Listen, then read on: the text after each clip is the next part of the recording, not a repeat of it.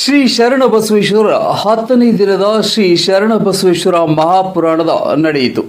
ಹೌದು ವೀಕ್ಷಕರೇ, ಆಲ್ಮೇಲ ತಾಲೂಕಿನ ಭೀಮಾ ನದಿಯ ದಂಡೆಯಲ್ಲಿರುವ ಪವಿತ್ರ ಪುಣ್ಯಕ್ಷೇತ್ರವಾದ ಸುಕ್ಷೇತ್ರ ತಾರಾಪುರ ಗ್ರಾಮದಲ್ಲಿ ಶ್ರೀ ತಾರಕೇಶ್ವರ ಜಾತ್ರಾ ಮಹೋತ್ಸವ ಹಾಗೂ ಶ್ರೀ ಶಟಸ್ಥಳ ಬ್ರಹ್ಮ ಮುರುಘರಾಜೇಂದ್ರ ಶಿವಾಚಾರ್ಯರ ಪುಣ್ಯ ಸ್ಮರಣೋತ್ಸವ ನಿಮಿತ್ತವಾಗಿ 10ನೇ ದಿನದ ಶ್ರೀ ಶರಣಬಸವೇಶ್ವರ ಮಹಾಪುರಾಣದ ಕಾರ್ಯಕ್ರಮದ ದಿವ್ಯ ಸಾನ್ನಿಧ್ಯವನ್ನು ಶ್ರೀ ಶಟಸ್ಥಳ ಬ್ರಹ್ಮ ಗುರುಲಿಂಗ ಶಿವಾಚಾರ್ಯರು ಶ್ರೀ ಗುರು ಸಂಸ್ಥಾನ ಹಿರೇಮಠ ತಾರಾಪುರ ವಹಿಸಿಕೊಂಡಿದ್ದರು.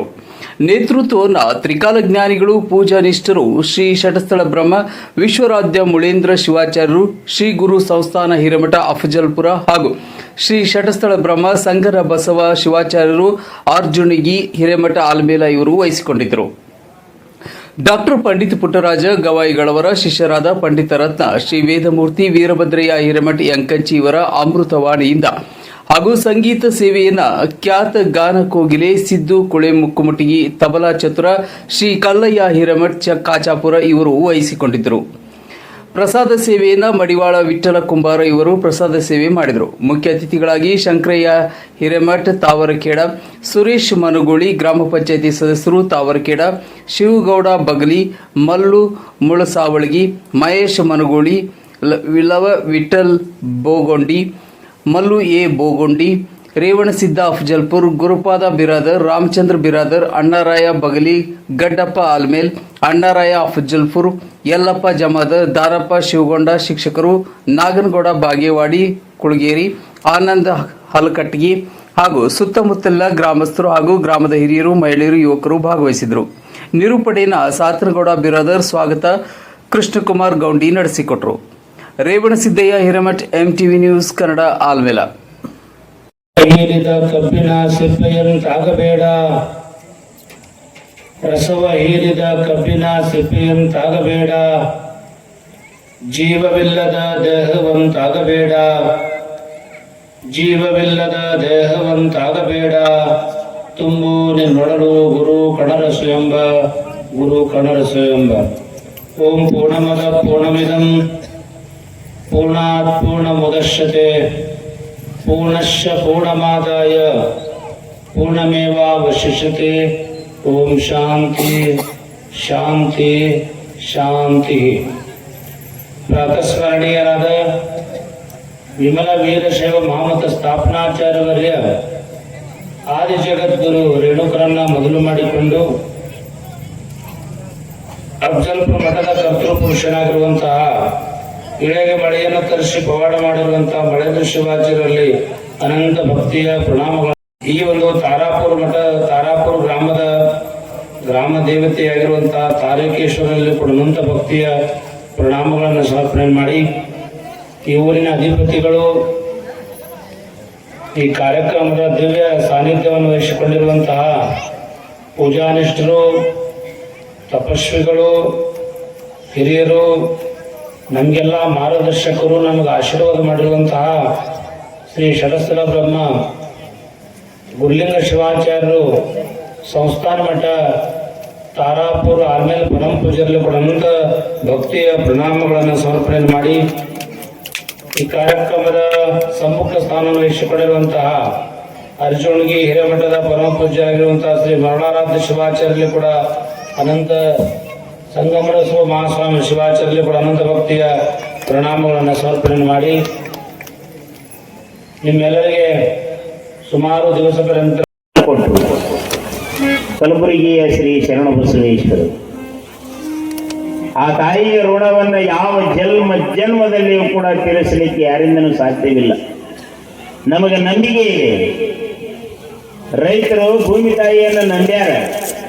ನಾನು ಸ್ವಲ್ಪ ಕಾಳ ಭೂಮಿಗೆ ಹಾಕಿದರೆ ಅಪಾರವಾಗಿರುವಂತಹ ಕಾಳನ್ನು ಕೊಡ್ತಾಳ, ಅಪಾರವಾಗಿರ್ತಕ್ಕಂಥ ಸಂಪತ್ತನ್ನು ಕೊಡ್ತಾಳ ಅನ್ನೋದನ್ನ ಚೆನ್ನಾಗಿ ಅರ್ಥ ಮಾಡಿಕೊಂಡಿವಿ, ನಂಬಿದೀವಿ ನಾವು. ಭೂಮಿ ತಾಯಿಯನ್ನು ನಂಬಬೇಕು, ನಿಮ್ಮ ಮನೆ ಗುರುವಿನನ್ನು ನಂಬಬೇಕು. ನಂಬೆಲವೇ ಮನವೇ ಹಂಬಲಿಸದಿರು ಸಾಂಬ ನೊಲಮಿಗೆ ನಂಬಿಕೆಯ ಕಾರಣ ನಂಬಿಕೆಟ್ಟವರು ಉಂಟೆ ಜಗದಲ್ಲಿ. ಯಾರು ನಂಬಿಕೆಯಿಂದ ನಂಬಿಕೆಯನ್ನಿಟ್ಟು ಕೆಟ್ಟೇ ಇಲ್ಲ. ನಂಬಿಕೆ ಎನ್ನುವುದನ್ನು ಬಲವಾಗಿ ಇರಬೇಕು.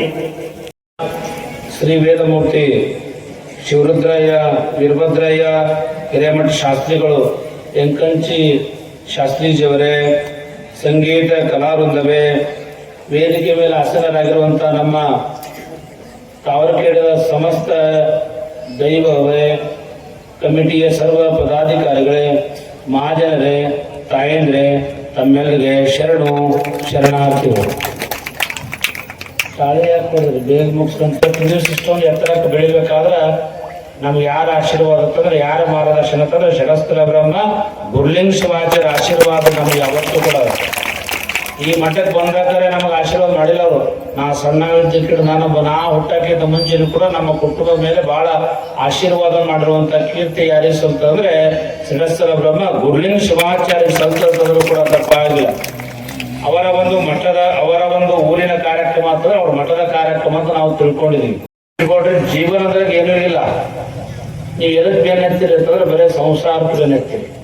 ಹ್ಯಾಂಗ್ ಗಳಿಸ್ಬೇಕು, ಹ್ಯಾಂಗ್ ಗಳಿಸಿದ್ದು ಉಳಿಸ್ಬೇಕು, ಹ್ಯಾಂಗ್ ಉಳಿಸಿ ಕಾರ್ನಾಗ ತಿರುಗಾಡ್ಬೇಕು, ನಾವು ಹ್ಯಾಂಗ್ ಮಾಡ್ಬೇಕು, ಹಿಂಗ್ ಮಾಡಬೇಕು, ಬಂಗಾರ ಗಳಿಸ್ಬೇಕು, ಒಟ್ಟು ದುಡಿಬೇಕು, ಮಕ್ಕಳಿಗೆ ಗಳಿಸಿಡ್ಬೇಕು, ಬರೀ ಇದರಾಗೆ ಜೀವನ ಹೋಗ್ತಾ ಇದೆ. ನೆನಪಿಟ್ಟುಕೊಳ್ರಿ, ಇದು ಜೀವನ ನಶ್ವರದ. ನೆನಪಿಟ್ಟುಕೊಳ್ರಿ, ಎಷ್ಟು ಜಗತ್ತಿನೊಳಗೆ ಎಷ್ಟೋ ರಾಜರು ದೇಶವನ್ನ ಆಳ್ಯಾರ, ಎಷ್ಟೋ ಚಕ್ರವರ್ತಿಗಳು ದೇಶವನ್ನ ಆಳ್ಯಾರ. ಅವ್ರು ಹೋಗೋ ಟೈಮ್ನಾಗ ಏನು ಒಯ್ದಾರ? ಪ್ರಧಾನಿಗಳು ಎಷ್ಟೋ ಜನ ಸತ್ತಾರ, ಹೋಗೋ ಟೈಮ್ ಏನು ಒಯ್ದಾರ? ಪ್ರಧಾನಮಂತ್ರಿ ಎಲ್ಲ ಮುಖ್ಯಮಂತ್ರಿಗಳು ಎಷ್ಟೋ ಜನ ಸತ್ತಾರ, ಒಯ್ದಾರ? ಹೋಗಕ್ಕರ್ ಏನು ಒಯ್ದಿಲ್ಲ. ಖಾಲಿ ಹಾಸ್ಯ ಆಯೇ ಖಾಲಿ ಹತ್ಯೆ ಜಾಯೆ, ಬರುವಾಗಲು ಗೊತ್ತಲೇ ಹೋಗುವಾಗಲು ಗೊತ್ತಲೇ, ಇದು ನಡೆಯುವುದು ಕತ್ತಲೆದ ಕತ್ತಲ್ ನಿವಾರಣ ಮಾಡಿಸಲು ಯಾವತ್ತೂ ಕೂಡ ಒಂದೇ ಟೈಪ್ ಇರಂಗಿಲ್ಲ. ಹ್ಯಾಂಗ 8 ತಾಸು ತನಕ 1 ತಾಸು ನೀವು ಮೊಬೈಲ್ ಚಾರ್ಜ್ ಮಾಡಿದ್ರಂದ್ರೆ 8 ತಾಸು ತನಕ ಮಾತಾಡ್ಬೋದು. ಹಂಗ ಶರೀರಕ್ಕೂ ಕೂಡ ಒಂದು ಚಾರ್ಜ್ ಮಾಡಬೇಕು.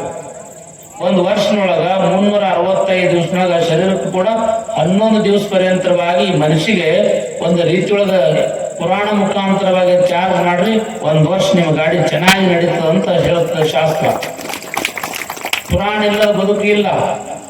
ಈ ಪುರಾಣ ಎಲ್ಲಿಂದ ಬಂದವ, ಇವು ಹ್ಯಾಂಗ್ ಬಂದು, ಇವು ಎಲ್ಲಿಂದ ಬಂದು ಅಂತ ವಿಚಾರ ಮಾಡಿದ್ರೆ ಈ ಪುರಾಣಕ್ಕೆ ತನ್ನದೇ ಆದಂತ ಇತಿಹಾಸ ಇದೆ. ಈ ಪುರಾಣ ಈಗಿಂದ ಬಂದಿಲ್ಲ, ನಿನ್ನಿಂದ ಬಂದಿಲ್ಲ, ಇವಕ್ಕೆ ಸಾವಿರ ವರ್ಷಗಳ ಇತಿಹಾಸ. ನೀವೆಲ್ಲ ಗೌತಮ ಬುದ್ಧನ ಹೆಸರು ನೀವೆಲ್ಲ ಕೇಳಿರಿ. ಗೌತಮ ಬುದ್ಧ 3 ವರ್ಷದ ಬಾಲಕಿದ್ದ. ಆ 3 ವರ್ಷದ ಬಾಲಕಿದ್ದ ಸಂದರ್ಭದೊಳಗ ಗೌತಮ ಬುದ್ಧನ ಅಶಿತ್ ಮಹರ್ಷಿಗಳು ಬರ್ತಾರೆ. ಯಾವಾಗ ಅಶಿತ್ ಮಹರ್ಷಿಗಳು ಗೌತಮ ಬುದ್ಧನ ಮನೆಗೆ ಬರ್ತಾರೆ ಅಂತಂದ್ರೆ, ಗೌತಮ ಬುದ್ಧ ಹೇಳಿ ಕೇಳಿ ರಾಜ ಮಹಾರಾಣಿಯ ಮಗಾಮ, ರಾಜ ಮಂಥನದ ಮಗಾಮ, ಅವ್ರ ಮನೆಗೆ, ಅವರ ಹೊರಮನೆಗೆ ಗುರುಗಳು ಬರ್ತಾರೆ ಅಂತಂದ್ರೆ, ಗುರುಗಳು ಅಶಿತ್ ಮಹರ್ಷಿಗಳು ಬಂದ ತಕ್ಷಣ ಅವರಿಗೆ ಗುರುಗಳಿಗೆ ಪಾದಕ್ಕೆ ನೀರು ಹಾಕಿದ್ರು ರಾಜ ರಾಣಿ. ಹಾಗೆ ಗುರುಗಳನ್ನ ಬರಮಾಡಿಕೊಂಡ್ರು, ವೈಭವದಿಂದ ಬರಮಾಡಿಕೊಂಡ್ರು. ಗುರುಗಳನ್ನ ರತ್ನ ಖಚಿತವಾಗಿರುವಂತಹ ಸಿಂಹಾಸನ ಮೇಲೆ ಕೂಡಿಸಿರು. ಗುರುಗಳ ಪಾದ ಪೂಜೆ ಮಾಡಿದ್ರು. ಗುರುಗಳ ಪಾದ ಪೂಜೆ ಮಾಡಿ ಗುರುಗಳಿಗೆ ಕಾಣಿಕೆಯನ್ನು ಅರ್ಪಣೆ ಮಾಡಿದ್ರು. ಗುರುಗಳಿಗೆ ಕಾಣಿಕೆ ಅರ್ಪಣೆ ಮಾಡಿದ ಬಳಿಕ ಗುರುಗಳಿಗೆ ತಮ್ಮ ಮಗುವಾಗಿರುವಂತಹ ಸಿದ್ಧಾರ್ಥ ಅಂದ್ರೆ ಗೌತಮ ಬುದ್ಧ 3 ವರ್ಷ ಹೇಳ್ತಾಳೆ ಅಂತಂದ್ರೆ, ಯಪ್ಪ ಇವ ಮುಂದೆ ಏನಾಗ್ತಾನ ನೋಡ್ರಿ ಅಂತಂದ್ರು. ಆಗ ಗುರುಗಳು ಎತ್ಕೊಂಡು ನೋಡಿದ್ರು, ಅವನಿಗೆ ಹಣಿಯನ್ನು ನೋಡಿದ್ರು, ಎದೆಯನ್ನು ನೋಡಿದ್ರು, ಕಣ್ಣುಗಳನ್ನು ನೋಡಿದ್ರು. ಅಷ್ಟೇ ಅಲ್ಲ, ಅವನ ಕೈ ಹಸ್ತ ರೇಖೆ ನೋಡಿದ್ರು. ನೋಡಿ ಅಳಾಕ್ ಶುರು ಮಾಡಿದ್ರು. ನೋಡಿದ್ರು, ನೋಡಿ ಗುರುಗಳು ಅಳಾಕ್ ಶುರು ಮಾಡಿದ್ರು. ಯಾವಾಗ ಅಳಾಕ್ ಶುರು ಮಾಡಿದ್ರು, ಅವ್ರು ಅಳಾದ್ ನೋಡಿ ಇವು 2 ಅಳಾಕತ್ತು. ಯಾವ ರಾಜ ರಾಣಿ, ಮಹಾರಾಜ ಮತ್ತು ರಾಣಿ ಅಳಾಕತ್ರು. ಆಗ ಗುರುಗಳಂದ್ರು, ನೀವ್ ಯಾಕೆ ಅಳಾಕ್ತೀರಿ ಅಂತ ಕೇಳಿದ್ರು. ಯಪ್ಪ ನನ್ನ ಮಗನಿಗೆ ಏನಾಗ್ಯದ, ಅಂಥದ್ದು ಏನಾಗ್ಯದ ಅಂತ ನಾವು ತಿಳ್ಕೊಂಡು ನಾವು ಅಳಾಕತ್ತೀವಿ ತಂದ್ರು. ಆಗ ಗುರುಗಳಂದ್ರು, ನೀವು ಅಳಂಗ ಏನೂ ಮಾಡಿಲ್ಲವ, ನೀವು ಅಳಂಗ ಏನೂ ಮಾಡಿಲ್ಲ, ನಾ ಅಳಂಗ ಮಾಡ್ಯಾನ ಅಂತಂದ್ರು. ಮಾಡಿ ಏಪ್ಪ ನಿನಗೆ ನಾಳೆಗೆ 7:30 ಚಾಲು ಆಗ್ತದ ತಂದ ಶನಿ. ಯಾರಿಗೆ? ಶಿವನಿಗೆ. ಶಿವ ಅಂದ ನನಗೆ 7:30 ಬರಂಗ ನಿನಗೆ ಯಾವ ಪರ್ಮಿಷನ್ ಕೊಟ್ಟನೋ ಮಗನೇ ತನೋ? ನಿನಗೆ ಯಾವ ಪರ್ಮಿಷನ್ ಕೊಟ್ಟನ? ಆ ಕೈ ಜೋಡಿಸಿ ಅಂದ ಅಯ್ಯಪ್ಪ ನೀನೇ ಕೊಟ್ಟಿದ್ರೆ ಪರ್ಮಿಷನ್ ನೋಡಿ ನೀನು ಆರ್ಡರ್ ಕಾಪಿ. ಏನು? ಯಾರ್ದು ಕರ್ಮ ಆಗ್ಯದ ನೀ ಅವ್ರಿಗೆ ಬರೆಯಬೇಕಂತ ಆರ್ಡರ್ ಮಾಡಿದಿ, ನಿಂದು ಕರ್ಮ ಆಗ್ಯದ ನಾ ಬರವನೇ ತಂದವ. ಆಗ ಶಿವ ಅಂದ ನೀ ನಂದು ಏನು ಮಾಡ್ತು? ನಂದೇನು ಮಾಡಕ್ಕಾಗಲ್ಲ ತಂದ. ಯಪ್ಪ ನಾಳೆ ಬರ್ತೀನಿ ಅಂತ ನಮಸ್ಕಾರ ಮಾಡಿ ಶನಿ ಹೋದ. ಶಿವ ಕೈಲಾಸಕ್ಕೆ ಹೋದ. ಕೈಲಾಸ ಹೋದ ತಕ್ಷಣ ಹೆಂಡತಿ ಕರೆಸದ. ಹೆಂಡತಿ ಯಾರು? ಪಾರ್ವತಿ ಕರೆಸದ. ಪಾರ್ವತಿ ಹೇಳ್ದ ನಿನ್ನ 2 ಮಕ್ಕಳನ್ನ ಕರ್ಕೊಂಡು ಈಗ ತವ್ರ ಮನೆಗೆ ಹೋಗು ಅಂತ ಕಳಿಸ್ಬಿಟ್ಟ. ತನ್ನ ಕೊಳ್ಳಾಗಿರುವಂತ ಸರ್ಪವನ್ನು ದೂರ ಇಡ್ಲಿಕ್ಕೆ ಹಚ್ಚದ. ತನ್ನ ಸರ್ವ ವಿದ್ಯಾನಂ ದಕ್ಷಿಣಾಮೂರ್ತಿ ನಮ ಅಂತ ಹೇಳ್ಯಾರ. ಅಷ್ಟೇ ಅಲ್ಲ, ಇವ ಹೇಳ್ತಾನ ಕಡುಕೊಳ ಮಡುಗಳ ಹೇಳ್ತಾನ ಗುರು ಕಾರುಣ್ಯ ಇಲ್ಲದ ಸ್ನೇಹ ಸಾಯು ತನಕ ಬಾಳ ಅಂತ ಹೇಳ್ದ. ಬಸವಣ್ಣ ಹೇಳಿದ್ರು ಮಡಿಕೆಯ ಮಾಡುವರೆ ಮಣ್ಣೆ ಮೊದಲು, ತೊಡಿಗೆಯ ಮಾಡುವರೆ ಹೊನ್ನೆ ಮೊದಲು, ಶಿವ ಪಥವನ್ನರಿವಡವೆ ಗುರು ಪಥವೇ ಮೊದಲು ಅಂತ ಅವ್ರು ಹೇಳ್ಯಾರ. ದಾಸರು ಹೇಳಿದ್ರು ಗುರುವಿನ ಗುಲಾಮನಾಗುವ ತನಕ ದೊರೆಯದಣ್ಣ ಮುಕ್ತಿ ಅಂತ ಹೇಳಿದ್ರು. ನಿಜಗುಣ ಶಿವಗಳು ಹೇಳಿದ್ರು ಶ್ರೀ ಗುರು ವಚನೋಪದೇಶವ ನಾಲಿಸಿದಾಗಲಹುದು ನರರಿಗೆ ಮುಕುತಿ ಅಂತ ಹೇಳಿದ್ರು. ಶಿವಶಾಸನಗಳು ಕೂಡ ಹೇಳೋದು ಏನಪ್ಪಾ ಅಂತಂದ್ರೆ ನಗೋರಧಿಕಂ ಇತಿ ಶಿವಶಾಸನತ ಅಂತ ಹೇಳವ. ಗುರುವಿಗಿಂತ ದೊಡ್ಡ ವಸ್ತು ಜಗತ್ತಿನೊಳಗ ಯಾವುದೂ ಎಂಬ ಮಾತನ್ನ ಶಾಸ್ತ್ರಕರು ಹೇಳ್ಯಾರ. ಅದ್ರ ಸಲುವಾಗಿ ಏನಾದ್ರೂ ನೋಡೋಣ